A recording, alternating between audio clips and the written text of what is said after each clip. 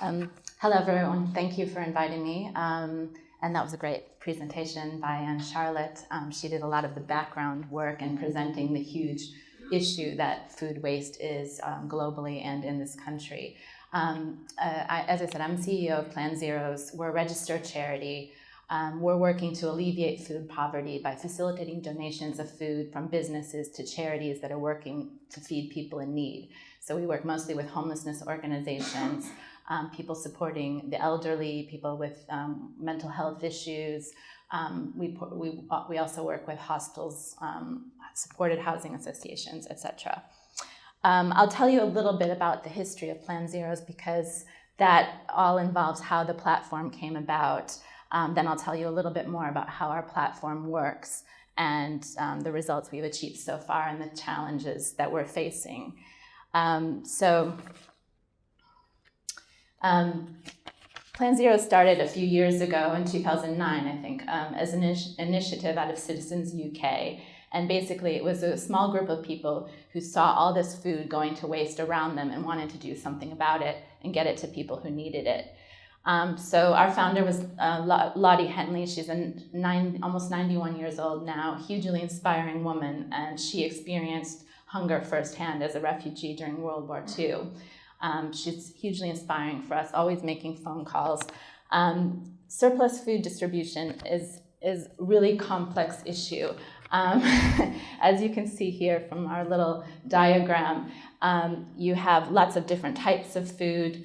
So we work with any type of food, non-perishable, perishable. You have charities that have different requirements. So some charities like food banks, they only want non-perishable food. Others want prepared foods, sandwiches, and things that they can serve to their beneficiaries. You also have difficulties with timings. A lot of food businesses close very late in the evening. Charities are only open until, let's say, 5 o'clock in the afternoon. So there's a difference in terms of the timing of when the food is available and when it can be collected. And then transport is another issue. Charities are under-resourced. They don't always have the staff or the volunteers or the vehicles to collect the food. So what we did at Plan Zheroes was, first the charity launched in 2012, I believe, a simple online map that basically showed the businesses that had food and the charities that were interested in collecting food. But that map had no interactivity. It was purely a listing process. And so we started thinking, how could we harness the power of technology and social networking to actually create a community for distributing this surplus food? And we were lucky enough to partner with Keytree. Keytree is an IT consultancy, an international organization that leads in user design projects. We were really lucky to partner with them, and they've developed our platform completely pro bono for us, which is amazing. So the key issues that we were looking at in terms of simplifying the process was, one, to make people visible to each other, so the businesses that had food and the charities that wanted it, to be able to match and connect them, and then also to be able to monitor the food that was going through the platform. So this is what our map function looks like.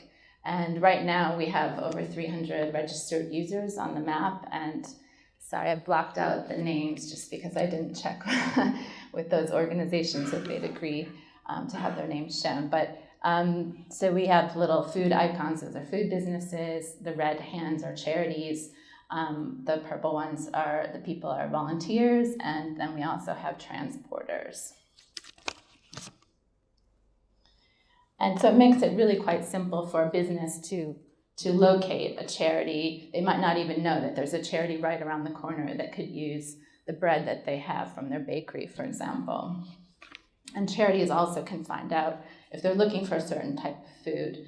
The platform also gives you the ability to search by type of food, so it's easy to find a match for the type of food you're interested in.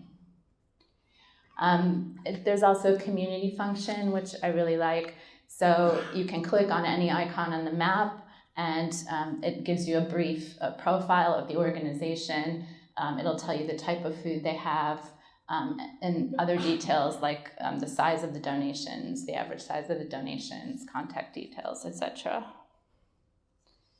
Then there's a function that you have an overview of, going back. So then you just basically add people to your community, and once you've added them, you have an overview of all of the business, charities, volunteers, and transporters in your little community. Then through the platform, people can post donations of food online. So the business, once they have food to donate, they create their donation. They can add, I'm not even sure how many positions, but quite a few. And there's two choices, liters or kilos. They give a short description of the product, click when it's available, and then they can notify everybody in their community, or they can post a donation to an individual charity, and those people will get notified by email. We only have an email service at this point, not texting. And then the charities, once they receive the email about the donation, they can click right in the email if they want to collect the donation, and it's first come, first serve. And if the charity has trouble to collect the donation, they have the option to link up with a volunteer on our platform, and so they can message back and forth with that volunteer and ask them if they could help them go and collect the food.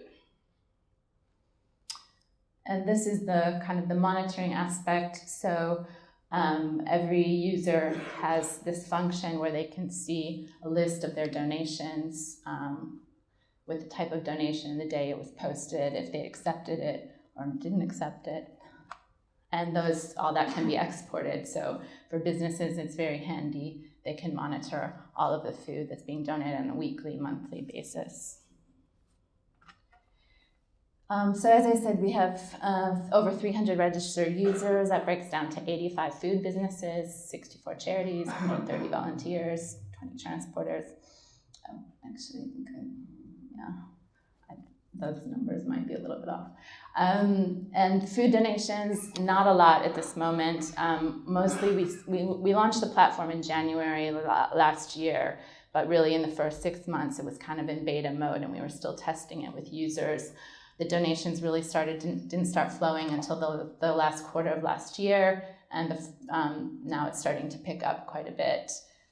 So we're really focusing right now on driving up adoption of the platform. That's been hampered a little bit by our registration process because we want to make sure that all the food is being handled safely. The businesses and charities are required to download a legal agreement which governs the safe storage and preparation of the food. That's been kind of a hurdle because a lot of people don't actually complete their registration. They sign up online, but then they don't send us back the legal agreement.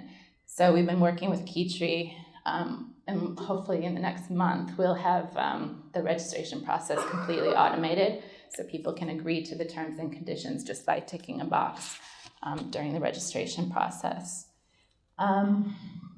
What else? So we're really focused right now on increasing adoption, getting the word out, working with charities and businesses, educating them how the platform works. When we send them information, they're not always confident about using it.